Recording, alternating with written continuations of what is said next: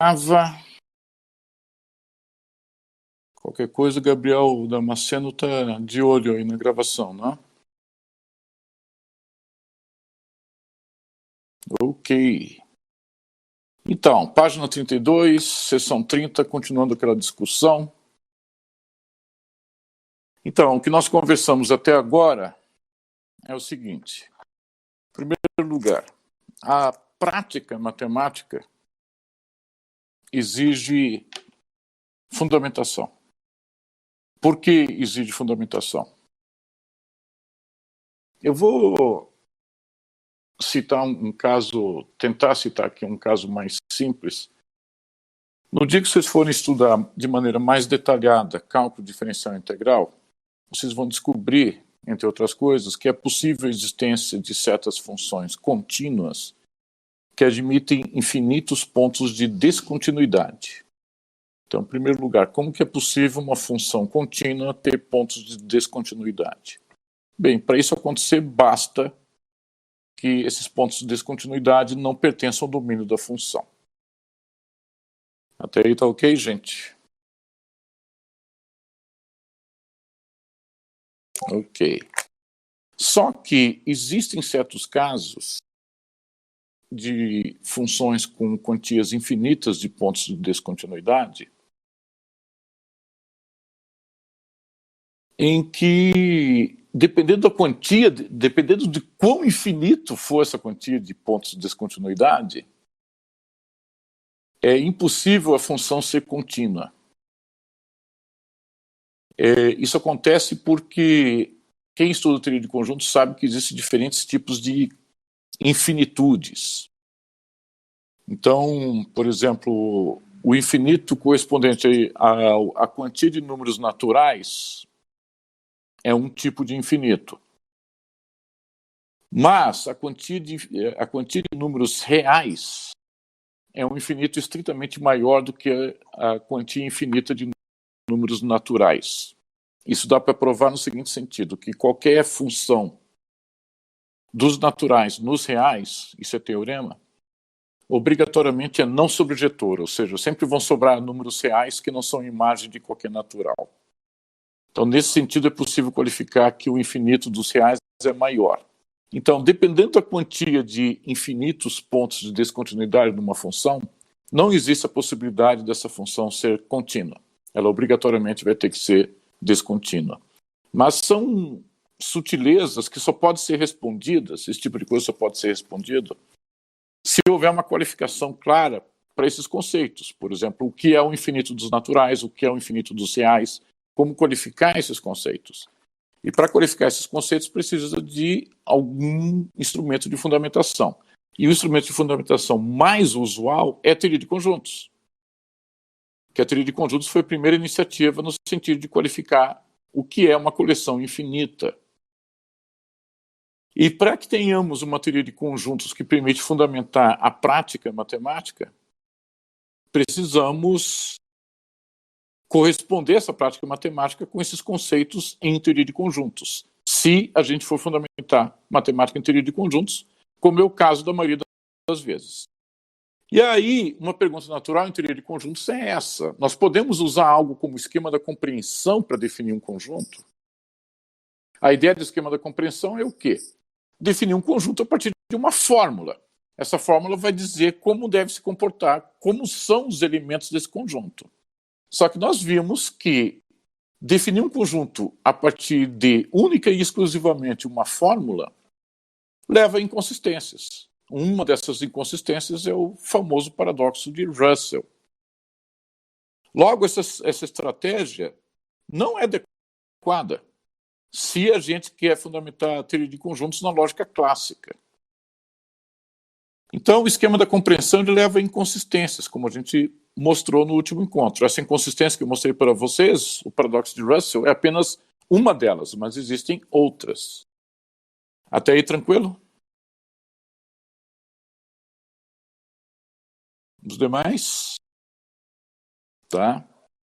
E aí veio o Zermelo, Ernst Zermelo, com essa ideia em que ele modifica um pouco o esquema da compreensão, dizendo o seguinte: se você quer definir um conjunto X a partir de uma fórmula P, que os elementos Y de X devem satisfazer, você precisa dizer de onde você está tirando esses Y. E você tira desse conjunto U, que na literatura alguns autores chamam de conjunto universo. Então eu vou dar um exemplo aqui para vocês. O seguinte, ó, eu vou dar um exemplo de aplicação do esquema de separação de Zermelo. Então veja só, estou escrevendo aqui. Só um minuto.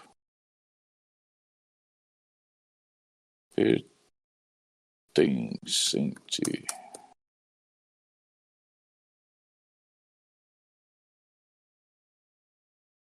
Já termino aqui.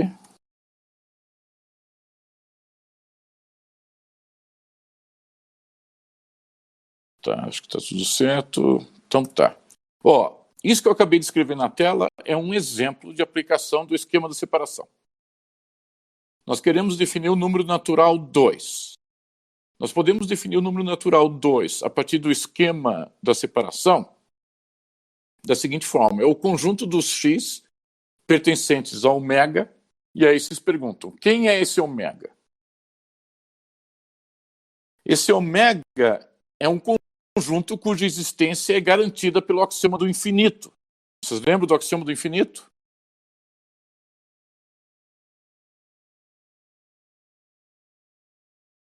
Então, Gabriel Gomes Vieira está digitando, tá? Ok, então. O axioma do infinito lhe diz o seguinte: existe um certo conjunto tal que o vazio pertence a ele, e para qualquer x que pertence a ele, seu sucessor também pertence. Sendo que o sucessor no conjunto x é simplesmente a união de x com o unitário dele. Então, o axioma do infinito garante a existência desse conjunto ômega dos naturais. Tá? E aí nós podemos, usando o esquema de separação de Zermelo, definir o número natural 2 usando o esquema de separação, dizendo o x pertencente a ômega, então nesse caso ômega é um conjunto cuja existência está garantida por um dos axiomas de ZF, da teoria de conjuntos, tal que x é igual a vazio ou unitário vazio. Que esse é justamente aquele conjunto que a gente discutiu lá no comecinho, o par vazio, unitário vazio. Tá? Isso é um exemplo de aplicação muito simples. As aplicações que realmente interessam são aquelas que envolvem conjuntos infinitos. No caso de conjuntos finitos, não há necessidade de usar o esquema de separação. Mas, para conjuntos infinitos, ele se mostra extremamente útil e necessário. Tá? Então, o Zermelo veio com essa ideia do esquema de separação para não ocorrer essas antinomias, como o paradoxo de Russell, o paradoxo de Burali-Forte ou o paradoxo de Cantor, que são outros paradoxos. Só que existe um problema nessa ideia de Zermelo, que ainda assim a gente não consegue qualificar esse tal de C0, que supostamente deveria ser a coleção de todas as funções contínuas. Então vejam só o que está escrito ali no documento, no parágrafo 4, no quarto parágrafo, continuando a leitura. Porém, o esquema de separação não permite definir o suposto conjunto C0 de todas as funções contínuas. Então agora eu vou justificar por que não permite. Com efeito, toda função f contínua é uma função. Então, para uma função ser contínua, a primeira condição é essa, ela tem que ser uma função. Logo, para aplicarmos o esquema de separação para a definição de C0, precisamos do conjunto de todas as funções. Então, se a gente tiver à disposição o conjunto de todas as funções, a gente consegue separar por meio de uma fórmula aquelas que a gente chama de funções contínuas. Continuando a leitura. No entanto, toda função é uma relação. Além disso, toda relação é qualquer subconjunto de x cartesiano y, onde x e y são conjuntos. Então, se a gente quer qualificar o conjunto de todas as funções, a gente tem que considerar o conjunto de todas as funções para todos os possíveis domínios e contradomínios. Domínios x e contradomínios y. Continuando a leitura. Logo, o emprego do esquema de separação para definir C0 exige a existência do conjunto U de todos os conjuntos. Se a gente vai falar do espaço de todas as funções, nós precisamos de todos os conjuntos. Até aí tá ok, gente? Ok, então continuando. Mas o esquema de separação não permite isso. Uma vez que a definição de U como conjunto de todos os conjuntos exige que a gente defina U igual ao conjunto dos Y pertencentes a U, tal que Y pertence a U. Ou seja, nós estamos caindo em uma circularidade. Para definir o conjunto de todos os conjuntos, a gente precisa de antemão o conjunto de todos os conjuntos. Algo que nenhum axioma de Zermelo-Fraenkel garante existir. Até aí tá ok?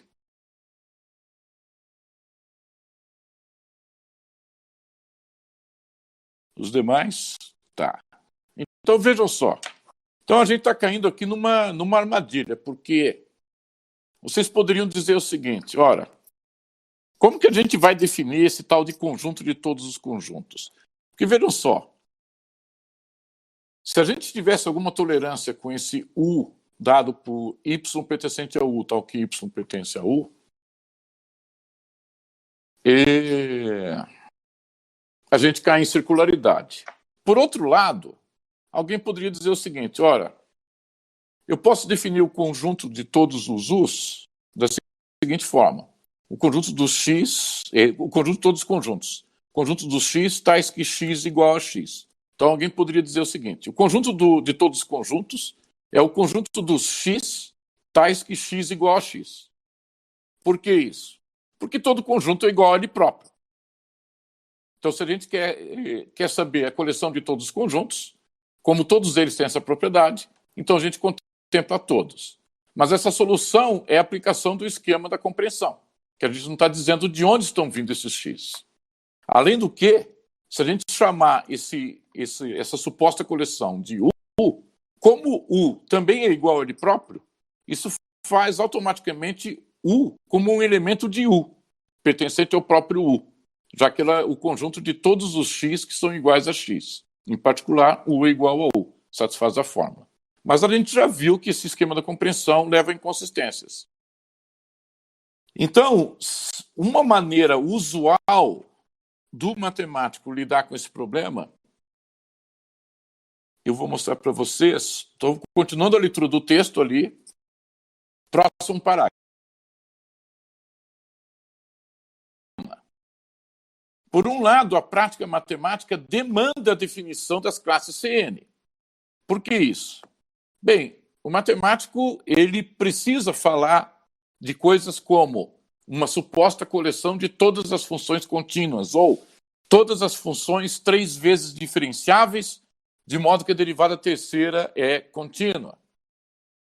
E uma pergunta natural é, essa suposta coleção C0 é um termo da teoria? Então, por isso que é indispensável vocês perceberem a diferença entre termos e fórmulas. Vou dar um exemplo bem simples. Muitos alunos, eu demorei anos para perceber isso, mas muitos alunos não conseguiam perceber a diferença entre uma equação e uma função. Você sabe a diferença entre uma equação e uma função?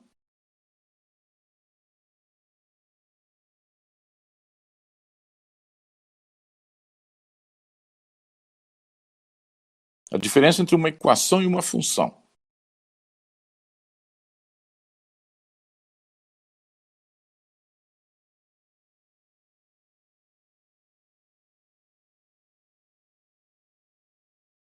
Ver o pessoal digitando. Uma função, uma relação onde por cada elemento do domínio existe. Tá, tudo bem, Gabriel. Mas fala, uma função é uma relação. Mas uma relação é o quê? Uma relação é um subconjunto de um certo produto cartesiano. De acordo com isso? Sim. E uma equação é uma igualdade. Uma equação não denota uma igualdade. Uma equação é uma igualdade. Tá? Então vejam bem, o que o Gabriel Vieira está falando é verdade. Então, vejam só, uma função é uma relação. Tá, mas o que é uma relação? É um subconjunto de um certo produto cartesiano. Ora, se é subconjunto de algum conjunto, então é um conjunto. Isso significa que toda função é um conjunto. É um conjunto de pares ordenados, tais que blá, blá, blá, blá. Ou seja, uma função é um termo de uma teoria. Agora, uma equação é uma fórmula atômica. Toda equação é uma fórmula atômica, x igual a y. Então, quando vocês escrevem, vou dar um exemplo aqui, 2x ao cubo menos 7x ao quadrado igual a 8. Então, vejam só o que eu acabei de escrever. Eu escrevi aqui 2x ao cubo menos 7x ao quadrado igual a 8. Isso daqui é uma fórmula atômica. Do lado esquerdo da igualdade, nós temos um termo. Do lado direito da igualdade, nós temos um termo. Então, isso daqui é uma fórmula. Especificamente, é uma fórmula atômica. Toda equação é uma fórmula atômica. Até aí estamos de acordo? Tá. Mas uma função é um conjunto, ou seja, é um termo, é um objeto, não é uma igualdade. Então, vejam só, esse tipo de coisa leva a confusões entre os alunos. Então, se eu estou escrevendo aqui, menos 7x, opa, quadrado. Então, vejam só. Em muitos livros, vocês encontram coisas assim. O autor escreve, seja f uma função dada por f de x igual a 2x ao cubo menos 7x ao quadrado. Aí a pessoa olha para aquela igualdade e diz, então isso é uma equação. Não, não é uma equação. Isso é uma notação abusiva para denotar qual conjunto? O conjunto de pares ordenados xy pertencentes a R2, ou seja, um conjunto de pares ordenados XY, tais que x pertence aos reais e y igual a 2x ao cubo menos 7x ao quadrado.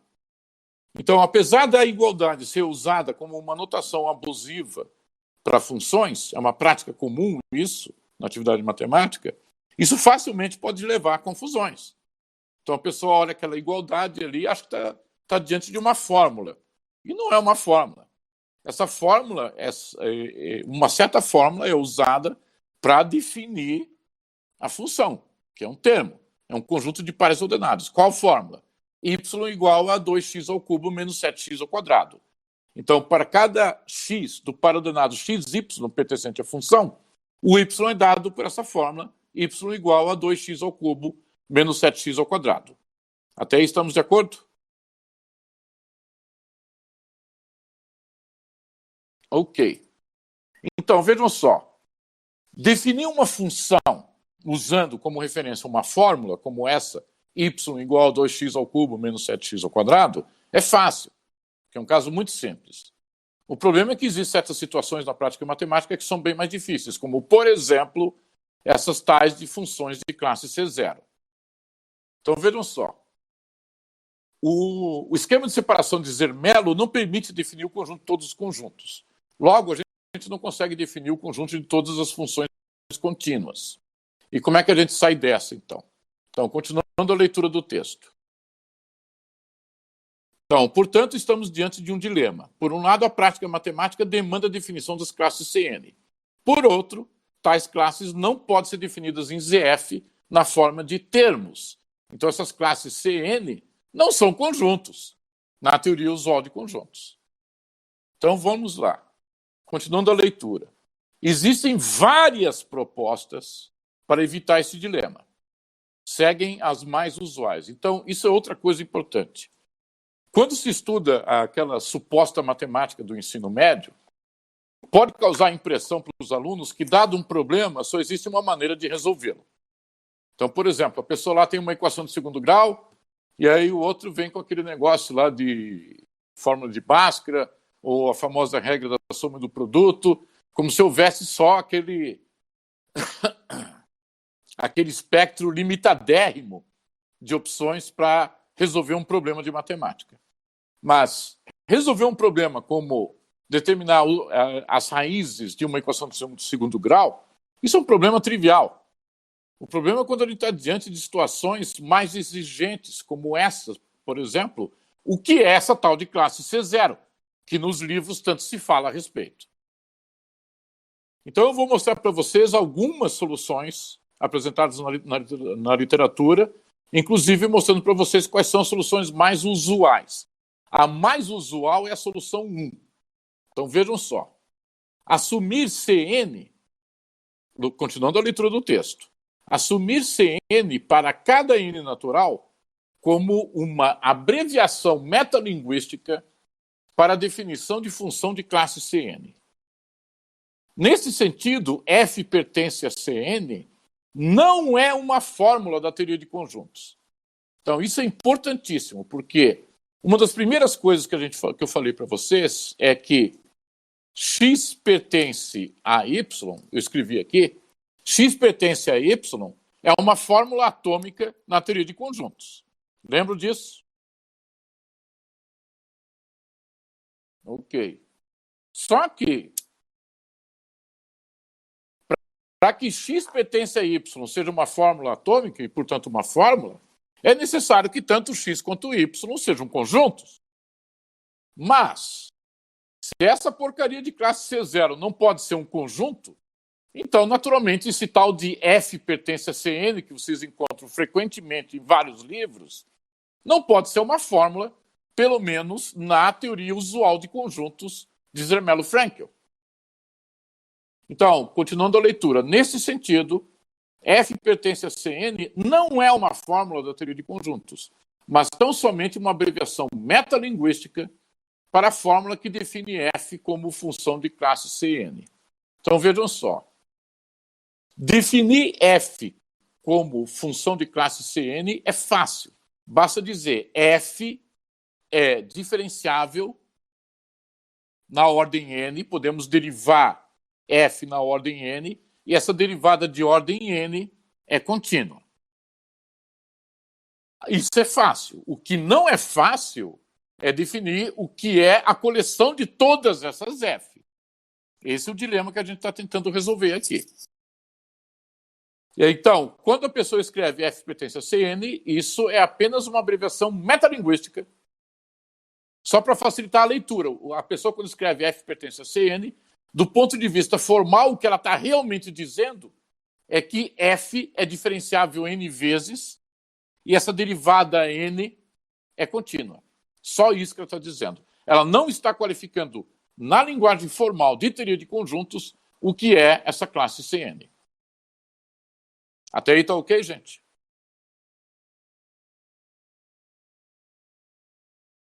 Os demais? Tá. Então vejam só.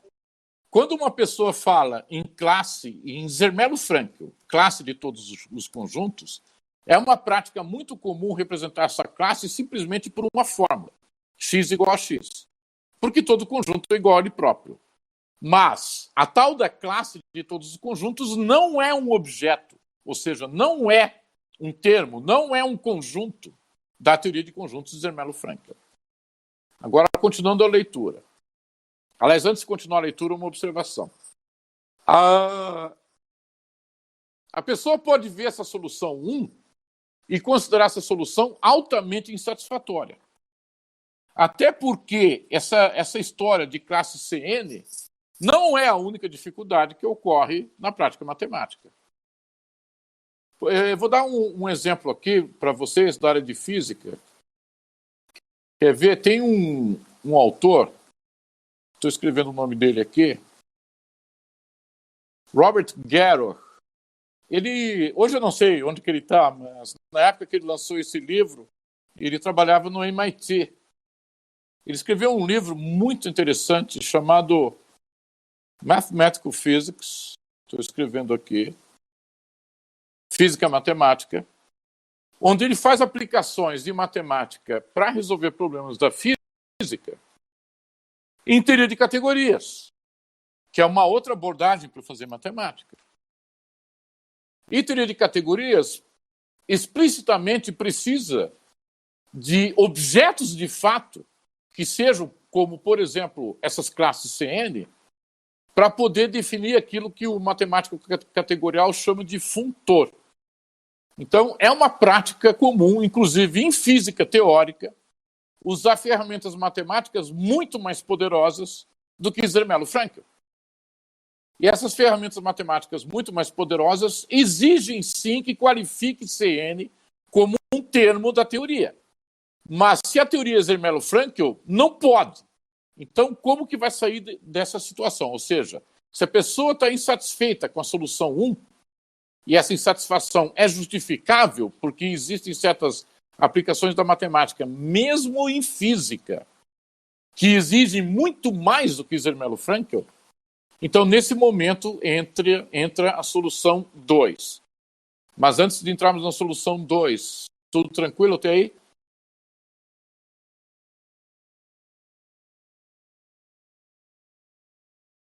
Tá. Os demais? Tá. Ok. Então, item 2. Uma outra possível solução é a seguinte: estender ZF de modo a admitir a existência de termos que não são conjuntos, mas classes próprias. Então, quem introduziu essa noção de classe própria pela primeira vez, estou escrevendo aqui, foi von Neumann. Só um minuto. Então, John von Neumann, vocês já devem ter ouvido falar, ele estabeleceu as bases para os conceitos de ciência da computação, vida artificial, mecânica quântica, teoria dos jogos, teoria de conjuntos. Von Neumann era considerado pelos amigos mais próximos como o próximo passo da evolução humana. Tá? Tamanho era a absoluta genialidade dele. E uma das coisas que ele fez foi perceber esse problema, não só dessas classes CN, mas de muitas outras aplicações necessárias da matemática, e percebeu que essa proposta de teoria de conjuntos dada por Zermelo era pobre demais para dar conta de certas aplicações necessárias da matemática. Então, tudo bem, a intenção de Zermelo é a melhor possível, dar uma fundamentação para vastos ramos da matemática. Mas a verdade é que não consegue fazer para todas as práticas matemáticas que existem de fato. Então, von Neumann veio com essa ideia de introduzir, criar uma teoria de conjuntos que admite, além da existência de conjuntos, certos termos chamados de classes próprias, tais que satisfazem as seguintes condições. Todo conjunto pertence a alguma classe própria, mas nenhuma classe própria pertence a qualquer classe própria. Então, existem relações de pertinência entre termos, x pertence a y, mas se a gente, na teoria de von Neumann, se a gente escreve x pertence a y, e se esse y for uma classe própria, o x não pode ser classe própria. Até aí tá ok, gente? Eu não estou dando os detalhes para vocês, porque são detalhes realmente chatinhos de dar. Tá? Exige bastante coisa. Só estou dando a visão intuitiva aqui para vocês. A visão intuitiva de que, apesar da gente ter usado com sucesso teoria de conjuntos para fundamentar números naturais, racionais, reais, complexos, isso está longe de ser suficiente para aplicações de interesse de vocês. Então, essa diferença de classe própria e conjuntos, Marcelo, é dado por meio dos axiomas. O que acontece é que a teoria original de von Neumann era bem complicada e, com o tempo, ela evoluiu para uma outra teoria, hoje bem mais popular, chamada NBG. Esse NBG é uma abreviação para von Neumann, estou escrevendo aqui, Bernays e Gödel. Então, Bernays, Gödel, Schoenfeld e outros matemáticos desenvolveram as ideias de von Neumann para deixar mais clara essa distinção entre conjuntos e classes próprias. Mas, infelizmente, eu não acho que é uma boa ideia tentar dar os detalhes aqui para vocês. O que eu posso dizer é isso. Se a gente escreve x pertence a y, nessa teoria NBG, que a teoria original de von Neumann é muito complicada de ler. A teoria NBG é bem mais fácil. Então, quando se escreve em NBG x pertence a y, Se o Y for classe própria, obrigatoriamente o X não pode ser classe própria. Obrigatoriamente o X vai ter que ser conjunto. Intuitivamente falando, Marcelo, essas classes próprias são coisas extraordinariamente grandes, coisas que um conjunto não pode ser. Então, citar um exemplo. Na teoria NBG também não existe o conjunto de todos os conjuntos, mas existe a classe própria de todos os conjuntos. Isso existe. Até aí, ok, Marcelo? Pois é, a intenção de von Neumann era essa. Ou seja, von Neumann disse, a ideia de Zermelo, desse esquema de separação, é bacana, mas eu tenho que saber aplicar esse negócio se eu admitir a existência de certas coleções extraordinariamente grandes que eu não posso aplicar o esquema de separação nelas. Então, von Neumann não permite aplicação, a teoria NBG não permite aplicação de esquema de separação sobre classes próprias.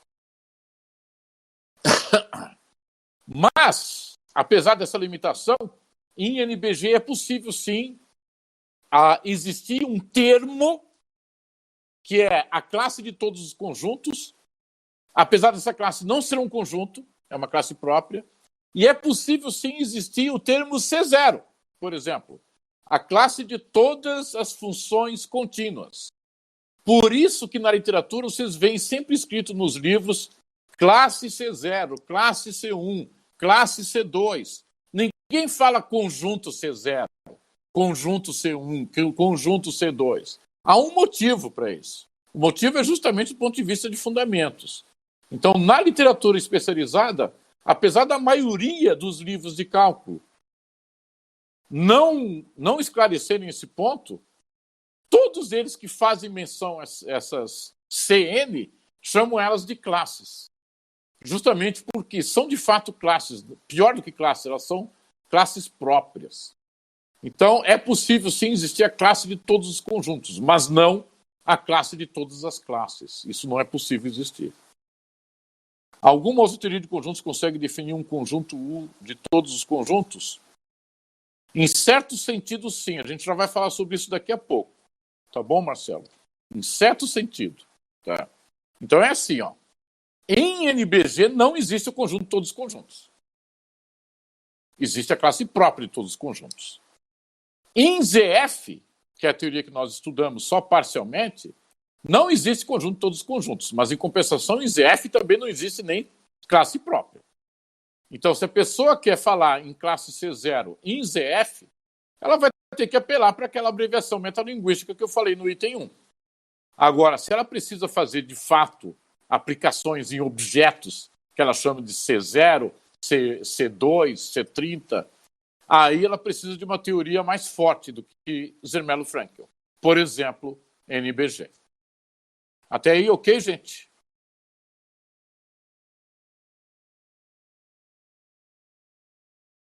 Tá. Então, vamos lá. Então, eu vou repetir o item 2, olha lá. Estender ZF de modo a admitir a existência de termos que não são conjuntos, mas classes próprias. Todo conjunto pertence a uma classe própria, mas nenhuma classe própria pertence a qualquer conjunto ou classe própria.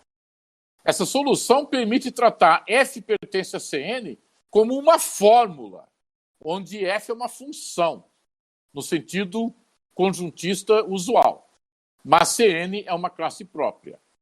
Então, nós podemos ter uma teoria como o NBG ou uma teoria como o Zermelo-Fraenkel com classes próprias, que é uma outra variação de Zermelo-Fraenkel. Então, existem mais de uma maneira de lidar com esse problema. E aí, nesse contexto, quando alguém escreve F pertence a Cn, daí, numa teoria que admite essas tais de classes próprias, aí, de fato, aquilo é uma fórmula, não é abreviação metalinguística alguma. E se é uma fórmula, a pessoa pode brincar mesmo com aquilo, seguindo os axiomas da teoria. Até aí, tranquilo, gente? Estão vendo vocês que não é fácil lidar com essas coisas aqui. Tá. Então, continuando a leitura. Uma terceira solução para o dilema acima é o emprego do axioma de Tarski-Grothendieck, em ZF. Então, existe uma outra variação da teoria de Zermelo-Fraenkel que não precisa de classes próprias. Isso aí é baseado numa ideia de um matemático francês chamado Alexander Grothendieck. Então, Alexander Grothendieck, ele não gostava nem da solução 1, nem da solução 2. Ele odiava classes próprias. Tá? Grothendieck achava que esse negócio de abreviação metalinguística é sem vergonhice, e essa história de classe própria só dificulta as coisas sem necessidade. E aí entra na questão ali levantada pelo Marcelo, tá? Que o Marcelo pergunta: alguma teoria de conjuntos consegue definir um conjunto U de todos os conjuntos? Então, Marcelo, a solução apresentada por Grothendieck e detalhada por Alfred Tarski, Grothendieck foi francês, Tarski foi polaco, não permite definir o conjunto de todos os conjuntos. Não é isso que o axioma de Tarski e Grothendieck faz. Mas, puxa, dar os detalhes disso daí é um pequeno pesadelo. Eu acho que eu não vou conseguir dar os detalhes para vocês, então, faltando tanto pré-requisito. Tá? O Marcelo fica dando risada aí, tá? Mas é difícil falar essas coisas, gente. Não é brincadeira. Mas é o seguinte, esse axioma de Tarski e Grothendieck, ele faz um truque muito divertido, porque lembro vocês que nós, quando enunciamos os axiomas de Zermelo-Fraenkel, nós temos lá o axioma da potência, que permite tornar um conjunto sempre maior. Você aplica a potência de um conjunto, você obtém um conjunto muito maior do que o original. E eu não mostrei para vocês, mas existe também um axioma chamado axioma da união, que faz muito mais do que aquilo que nós qualificamos como união entre conjuntos. Mas, basicamente, em teoria de conjuntos, você pode fazer união de conjuntos e potência de conjuntos, obtendo com isso conjuntos cada vez maiores. Então, o que esse axioma de Tarski e Grothendieck faz é um truque muito divertido. Ele garante a existência de certos conjuntos, que são chamados de universos de Grothendieck, e eles são conjuntos mesmo. Esses universos de Grothendieck são conjuntos, que fazem a seguinte coisa: qualquer conjunto que pertença ao universo de Grothendieck, garantidamente a potência dele também pertence. E a união de quaisquer conjuntos de um universo de Grothendieck também pertence ao universo de Grothendieck. Então, esse conjunto, introduzido por Alfred Tarski e Alexander Grothendieck, é uma coisa tão gigante que permite fazer coisas como isso que a gente está falando aqui, dessas coleções CN, C0. Só que tem que tomar uma série de cuidados. Não é fácil fazer a coisa. Vamos ver, mas a potência união de um conjunto não garante essa potência união é maior do que o próprio conjunto? Sim, Marcelo, é verdade. Por isso que precisa desse tal de axioma de Tarski e Grothendieck. Esse axioma de Tarski e Grothendieck, o que ele faz é garantir a existência de certos conjuntos extraordinariamente grandes que ZF não consegue garantir, mas que conseguem abrigar uma situação assim. O axioma de Tarski e Grothendieck, ele garante a existência de um certo universo de Grothendieck, de modo que qualquer X que pertence a esse universo de Grothendieck, a potência também vai pertencer. Então é como, intuitivamente falando, como se fosse um conjunto muito, muito, muito grande. Mas ainda assim é um conjunto, ele não é uma classe própria. E aí você pode aplicar o esquema de separação. Na verdade, não tem como você ter realmente entendido, porque eu não estou mostrando detalhe de nada. Tá? Mas os detalhes disso vocês encontram facilmente. Está cheio de literatura aí. Então, por exemplo, quer ver? Eu dei uma olhada já na Wikipedia em inglês. Tem lá a definição de universo de Grothendieck. Está bem bonitinho lá, tá? Lá está bem feitinho. Então, vejam só. Continuando a leitura. Mas esta é uma manobra que exige muitos outros cuidados. Na literatura especializada, há outras propostas. Uma das coisas que caracteriza a mentalidade científica é a eterna insatisfação. Então, tem gente que não se satisfaz nem com a proposta 1, nem com a proposta 2, nem com o axioma de Tarski e Grothendieck, porque Grothendieck ficou feliz lá com os universos dele. Mas não é fácil trabalhar com esses universos de Grothendieck. Então, existem outras propostas para usar, para qualificar o que são essas classes CN. Uma delas é o emprego de lógicas não clássicas. E aí, qual é a ideia de lógicas não clássicas?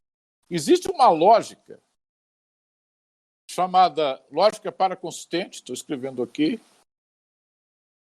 que ela tem a seguinte característica. Qualquer teoria formal, por exemplo, teoria de conjuntos, que seja fundamentada em uma lógica paraconsistente, admite certas contradições sem que essas contradições impliquem que todas as fórmulas da teoria são teoremas. Ou seja, não torna a teoria inútil. Então, aquele problema que eu falei lá em cima para vocês, que o esquema da compreensão gera uma contradição, e por causa dessa contradição torna a teoria inútil, isso ocorre porque nós estamos tratando de lógica clássica. Na lógica clássica, se vocês têm uma contradição na teoria, uma só basta. Se tiver uma contradição na teoria, logo dá para provar o seguinte resultado, que toda fórmula da teoria é teorema, o que torna a teoria inútil, porque uma teoria matemática só tem utilidade de fato se houver uma discriminação entre as fórmulas que são teoremas e as que não são. Em geometria euclidiana, a gente quer que o quadrado da hipotenusa seja a soma do quadrado dos catetos. E não que seja teorema que o quadrado da hipotenusa seja diferente da soma do quadrado dos catetos. Senão a gente não consegue trabalhar com geometria. Ok? Até aí, gente? Então, a proposta de lógica paraconsistente permite, e existe já literatura sobre isso, introduzir uma variação de Zermelo-Fraenkel com o esquema da compreensão, sim. Ou seja, você pode definir um conjunto a partir de fórmulas, não precisa do esquema de separação de Zermelo, só que daí você tem que mudar a lógica. Você não pode mais usar a lógica clássica. Você tem que usar uma lógica paraconsistente.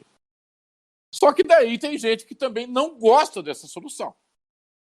Tem gente que não gosta dessa solução porque tem gente que considera que as tais das negações em lógica paraconsistente não correspondem a negações no sentido usual do que as pessoas entendem por negação de uma fórmula. Tá? Enfim, qualquer ideia que alguém tenha, vem alguém questionar aquela ideia.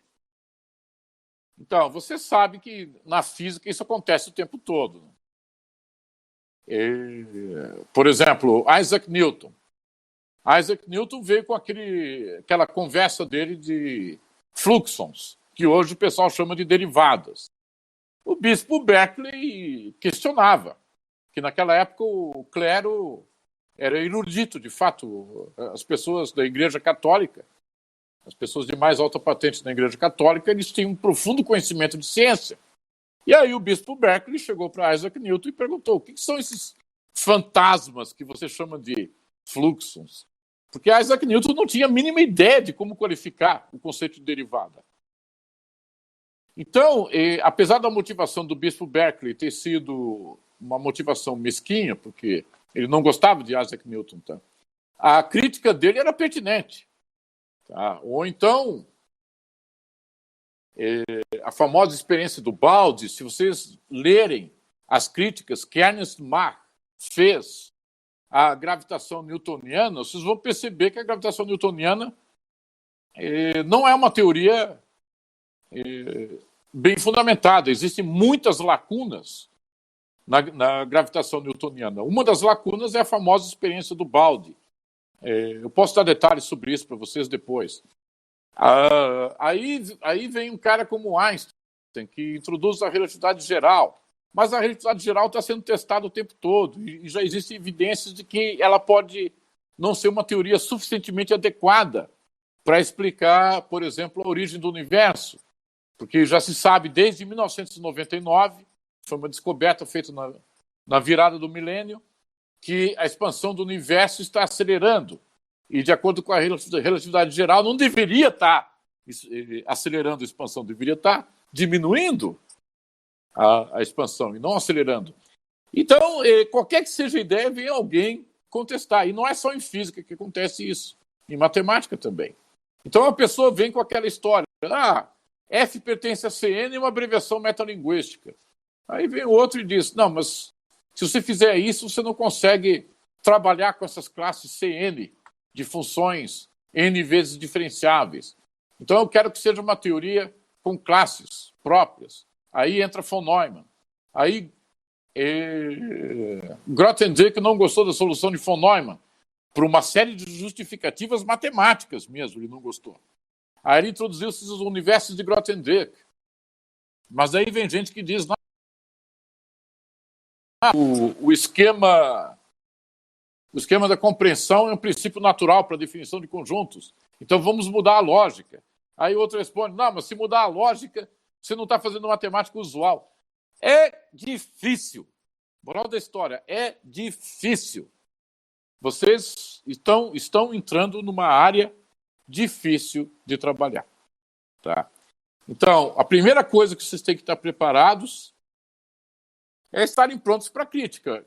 Um dia, um de vocês, ou mais de um de vocês, vai ter uma ideia, vai querer explorar essa ideia, ou em física, ou em matemática, ou uma aplicação, outra aplicação da matemática, ou alguma aplicação em engenharia física, e vocês vão ouvir críticas, mas essas críticas fazem parte do jogo.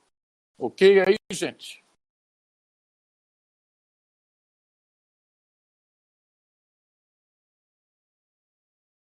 Olha, eu sei que eu falei em linhas muito gerais, mas a principal mensagem que eu queria passar para vocês aqui nessa sessão 30 não era dar os detalhes, mas a principal mensagem que eu queria passar para vocês é para vocês não ficarem com a impressão de que, em algum momento, eu sugeri que essa abordagem dada aqui é o melhor dos mundos possíveis, porque não é.